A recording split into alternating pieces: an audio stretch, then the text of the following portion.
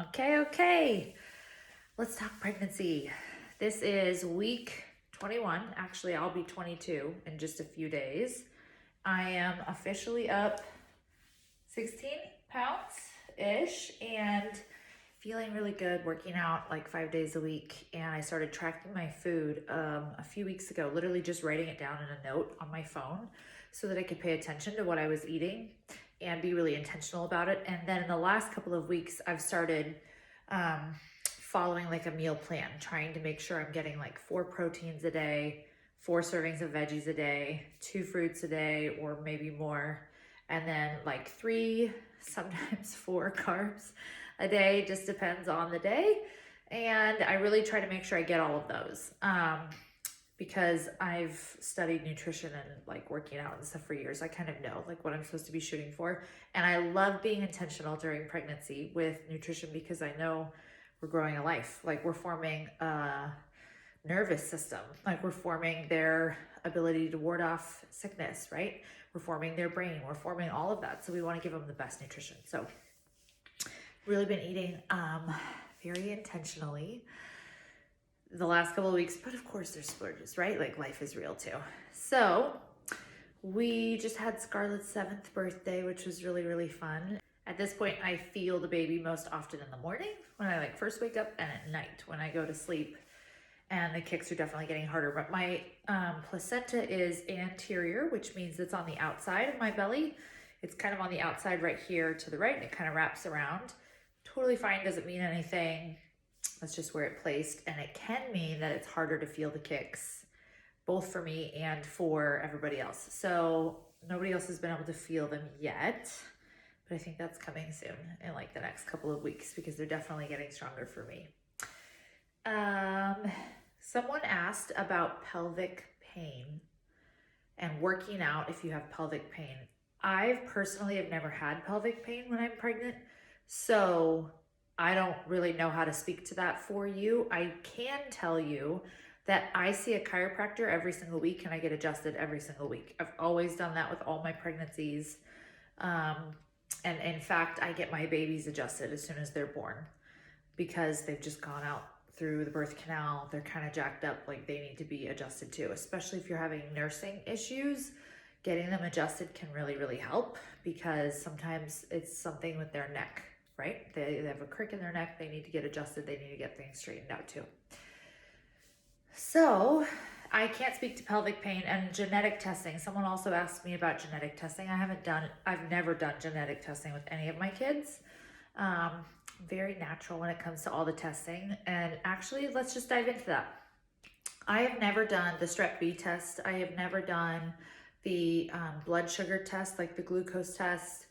I don't do any of the testing because I don't believe it's necessary.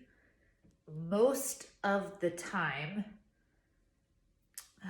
a lot of the tests, a lot of the procedures, a lot of the ways that things have been set up for pregnancy is based on what could be worst case scenario. So we're doing all of these tests, we're doing all of these things based on worst case scenario, and not everybody's worst case scenario, right? Like majority won't be worst case scenario. So why would I intentionally do these things to myself and my baby without it being worst case scenario? Like I want to plan for and act on best case scenario. And so I've always seen it as I would rather plan on best case scenario and follow that path and then take care of things if we need to as like an afterwards, as opposed to let's plan on worst case scenario. Let's do all these things that we might not even need and then hope for best case scenario. I personally don't subscribe to that. So I don't do any of the testing. I only get 1 ultrasound when I'm pregnant, unless I like have to or have some sort of emergency, and that's never happened because I believe that ultrasound is radiation and it's bothering the baby. It's not good for them, not good for their development. So I don't do any of that. Very hands off, very, very hands off. Now I have a lot of days where I feel like Superwoman. I feel like I can do so much. I'm so productive. I feel like telling people, if you want to be productive, get pregnant. I'm in the Superwoman stage. That's the like really beautiful part of second trimester. and I'm taking full advantage. I'm enjoying cooking. I'm enjoying doing my sourdough. I'm enjoying cleaning out stuff out of the house. I'm enjoying, we're gonna start setting up an Airbnb. I'm enjoying like projects. I'm working out, like I'm getting up, I'm sleeping hard. I sleep so hard at night. I usually don't struggle with pregnancy insomnia because I get up and like work out and like I keep moving during the day unless I'm super tired and like need a nap, and then I'll do that. But for the most part, I stay pretty busy and pretty active, and so I sleep very well at night when I'm pregnant. And then I find with boys, I am just more hungry, I feel like, than when I was pregnant with Scarlett. With Scarlett, I just like really wanted sweets all the time. And I feel like I didn't have quite the energy. And with boys, I feel like I have more energy, but I also am just more hungry. Like I want mass quantity of food. I had a day this last week where I was like following my nutrition and really trying to be intentional with my containers. And I felt like no matter what I was doing and like the big meals that I was eating, I was like hungry all the time. And I told Peter, I was like, I was hungry all day today. But then the next day, I was super tired. So I was like, clearly the baby's growing or something, because it was like a hungry day and then a tired day. So I really just try to like pay attention to that and ride the wave, because pregnancy is such a wave. And the more like relaxed you can be about it, the more you can just like ride the wave and like work with it, the better. And actually, I remember when I was pregnant with my first, really feeling like, okay, it's on. Like it is on. Body, I am going to show you what's up. Like I am at war with you. You can try to take me over. You can grow this baby, but I am not going to let you win type of mentality, as in with my weight gain, as in with how I looked, right? And I was very, very hard on myself. I worked out hard. I pretty much did 75 hard throughout my whole pregnancy without knowing that that was the thing. And I did feel good. So I don't think I overdid it, because I did feel good, but I was so hard on myself and on my body and just felt like I was fighting my body. I kind of had that mentality of like, I'm fighting my body. I'm fighting this. And I've come to appreciate that your body's not trying to fight you. Your body's not trying to work against you. Like your body is actually trying to help you thrive and the baby thrive. And it is a season.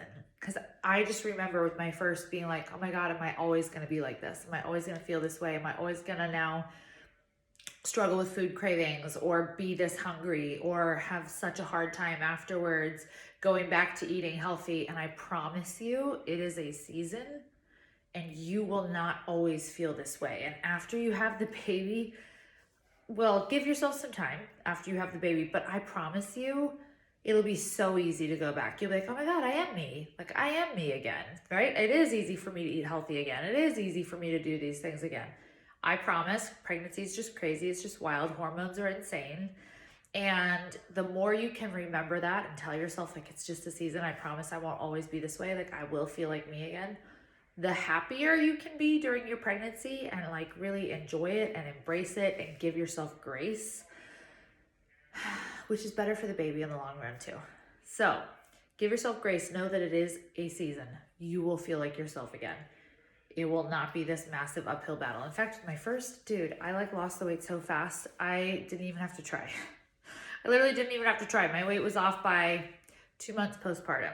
I looked like myself, totally, completely. Second one was a little bit different. We'll see how it is this third time. But I'm telling you, you go back to being you. You go back to feeling motivated. You go back to wanting to eat the way that you ate. Like, I promise you will go back. So don't be so hard on yourself. I'm going to show you right now, we're going to turn the studio into the baby's room. So right now it looks like this. It's messy because the kids were in here.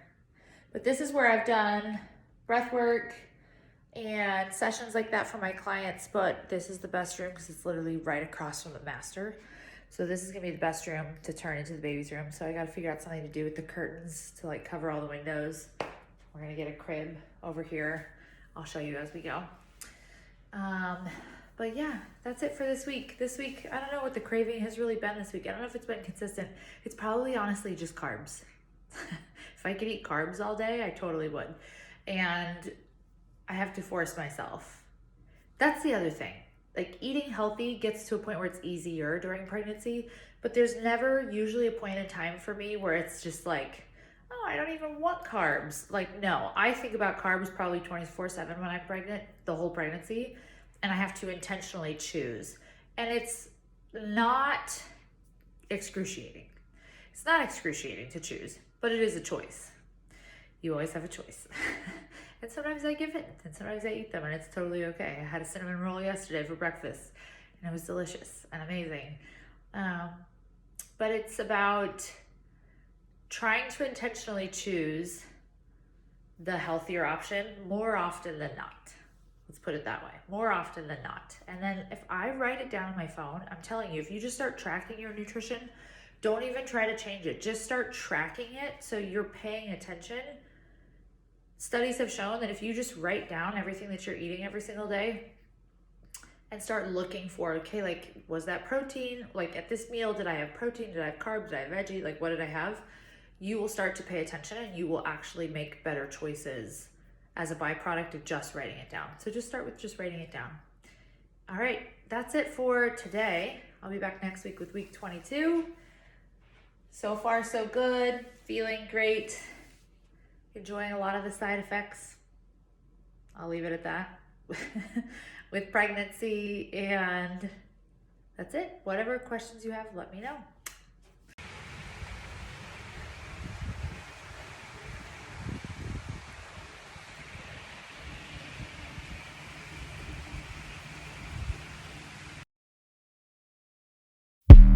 I don't do the most, but I do a lot.